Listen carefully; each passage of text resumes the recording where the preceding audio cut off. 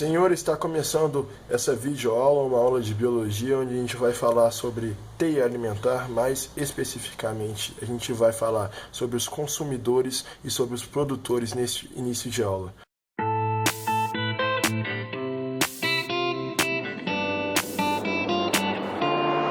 Um produtor, neste caso aqui, para a gente vai ser a planta, ele precisa de ser autotrófico e fotossintetizante. Por quê? Neste caso aqui, no meio terrestre, como a gente está falando, ele precisa de produzir energia e alimento para si e para os próximos níveis tróficos, que é uma coisa que a gente vai falar também.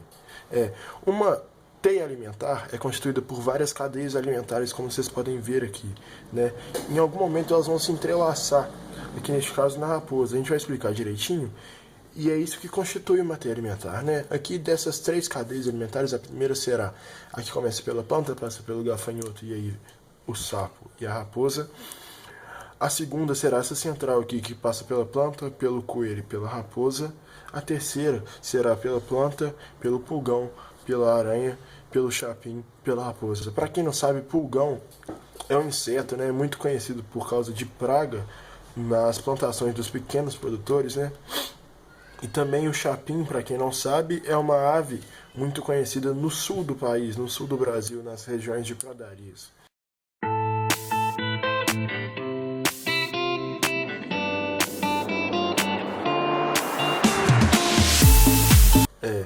Neste caso aqui, ó, a planta, que será a nossa produtora, para essa primeira cadeia alimentar aqui da esquerda, o gafanhoto será o consumidor primário.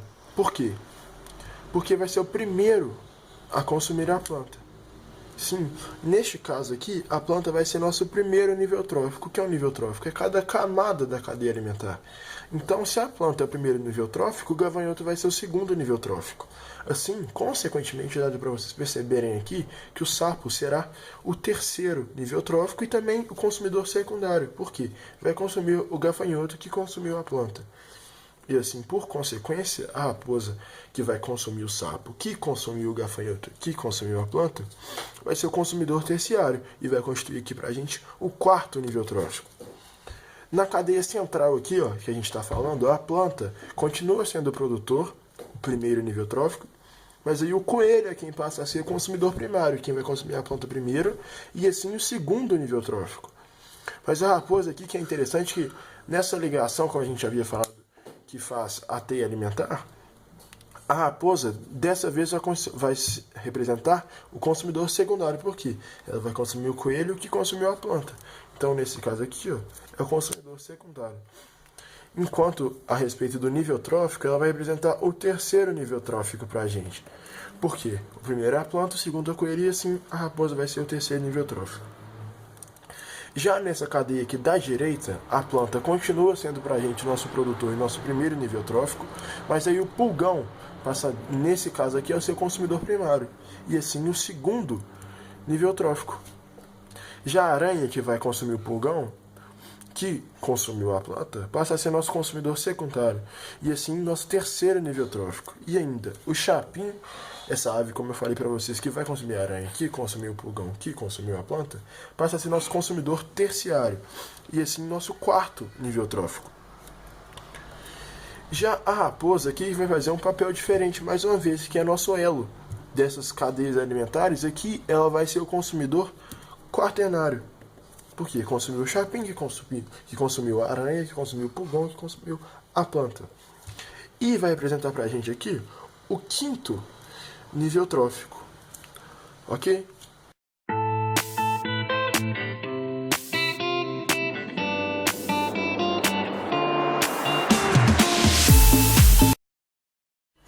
Um fenômeno comum de acontecer numa teia alimentar é a magnificação trófica. O que é isso? É o acúmulo progressivo de uma substância tóxica não degradável no organismo de cada participante dessa teia alimentar. Neste caso, pegando essa cadeia alimentar aqui da direita, se fosse inserida uma substância tóxica que atingisse tanto a planta quanto o pulgão e a aranha, mas não atingisse o chapim e a raposa, três camadas, esses três níveis tróficos, teriam um acúmulo dessa substância tóxica em seu organismo. E à medida que ele não fosse degradando, pois ele não é degradável, o pulgão acumularia mais substância tóxica do que a planta. E assim a aranha acumularia mais que os outros dois. E dessa forma, o chapim, que vai se alimentar desta aranha, mas que já consumiu o pulgão, que já consumiu a planta, terá um acúmulo ainda maior de substância tóxica. E assim a raposa, que vai consumir o chapim, que consumiu a aranha, que consumiu o pulgão, que consumiu a planta, terá ainda maior acúmulo de substância tóxica, pois essa substância tóxica não é degradável no organismo de cada ser vivo dessa cadeia. Outra coisa que precisa ser cuidada nessa videoaula aqui de teia alimentar é se for introduzida nessa teia uma espécie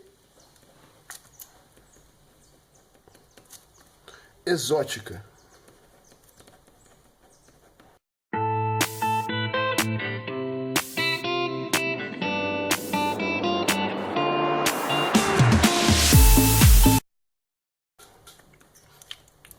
Dessa forma, por exemplo, se a gente introduzir uma espécie exótica que fosse um predador do coelho, a gente traria um desequilíbrio nessa teia alimentar. É importante que vocês não pensem que quando é uma espécie exótica é uma coisa diferente, então vai ter maior variabilidade de fauna, por exemplo, nesse caso, vai ter maior variabilidade de biodiversidade. Então, isso não é verdade, porque uma espécie exótica só vai trazer desequilíbrio nessa teia alimentar. Por exemplo, se essa espécie exótica introduzida aqui fosse um predador do coelho, a população de coelho diminuiria, concordam? Nesta cadeia, que envolve também a planta e a raposa. E assim a raposa perderia o seu alimento, porque teria uma competição com essa espécie exótica. Mas a planta, por outro lado, sua população aumentaria, dando mais alimento para o gafanhoto e para o pulgão. Esses dois, consumindo mais, têm maior facilidade para se reproduzir, né? E assim, a aranha e o sapo também terão mais alimento, que serão o gafanhoto e o pulgão. Assim, o chapim terá mais alimento, mas também não terá raposa para consumir o chapim. Por quê? Porque ela está perdendo o alimento dela aqui.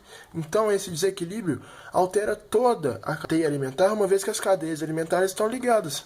Tem um elo. Então, uma espécie exótica sempre traz desequilíbrio ambiental. Neste caso, consumindo o coelho será o principal desequilíbrio ambiental nessa teia alimentar. E por outro lado, se a espécie exótica foi inserida em um nível trófico diferente desse aqui, que foi o segundo, por exemplo, aqui no quarto nível trófico, sempre ela vai diminuir a população de um e aumentar a população de outro. Por exemplo, consumindo a aranha, é importante você cuidar também, para complementar antes disso, a espécie exótica não tem um predador natural neste habitat, nesse ecossistema aqui, que também aliado a fatores abióticos, que vai construir um ecossistema junto com a cadeia alimentar, ela não tem um predador natural. Então não há nada que consuma essa espécie exótica. Portanto, sua tendência é sempre aumentar a sua população. E assim, se ela for inserida, como eu estava falando, em outro nível trófico, por exemplo, se fosse uma outra espécie exótica que consumisse a aranha, a população de aranha vai diminuir, mas a população de pulgão vai alimentar, porque ela não tem também mais um predador natural. Entende? Então, a espécie exótica trará sim um desequilíbrio dependendo do nível trófico que ela for inserida.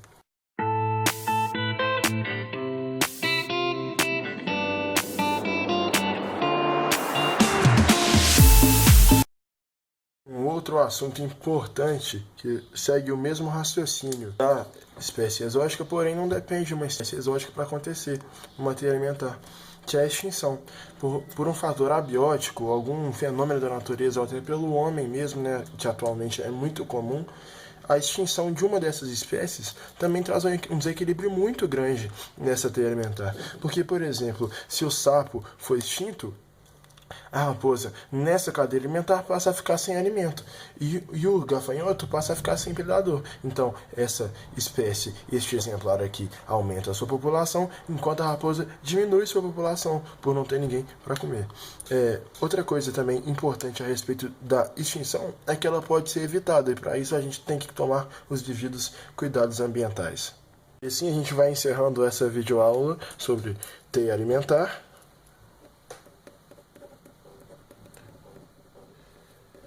Foi uma grande satisfação poder ensinar e aprender junto com vocês. Muito obrigado.